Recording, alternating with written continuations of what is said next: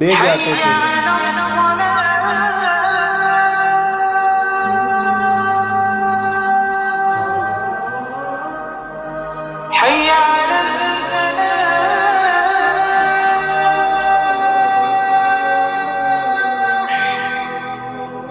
بسم اللہ الرحمن الرحیم۔ گولڈن لائن کے معزز دوستو السلام علیکم۔ حضرت حسین رضی اللہ تعالیٰ عنہ کے اوصاف۔ حضرت حسین رضی اللہ تعالیٰ عنہ بہت زیادہ روزہ رکھتے تھے، راہ حق میں صدقہ دیتے تھے اور تمام نیک کام انجام دیتے تھے۔ حسین ابن علی رضی اللہ تعالیٰ عنہ کی شخصیت اتنی بلند تھی کہ اس کا کوئی تصور بھی نہیں کر سکتا۔ جس وقت آپ اپنے بھائی حضرت حیسن رضی اللہ تعالیٰ عنہ کے ساتھ پیدل حج کو تشریف لے جاتے تھے، اس وقت اسلام کی بڑی بڑی شخصیتیں آپ رضی اللہ تعالیٰ عنہ کے احترام میں پیدل ہو جاتی تھی۔ معاشرے میں امام حسین رضی اللہ تعالیٰ عنہ کو جو احترام حاصل تھا، اس کی ایک وجہ یہ تھی کہ آپ سماج میں زندگی بسر کرتے تھے، لوگوں سے کنارہ کش نہیں رہتے تھے، دل و جان سے سماج کے مسائل میں شریک رہتے تھے، دوسروں کی طرح خود بھی مصائب و مشکلات برداشت کرتے تھے۔ خدائے وعد کے ایمان و اعتقاد نے انہیں لوگوں کا غمخوار بنا دیا تھا، ورنہ ان کے پاس نہ محل تھا، نہ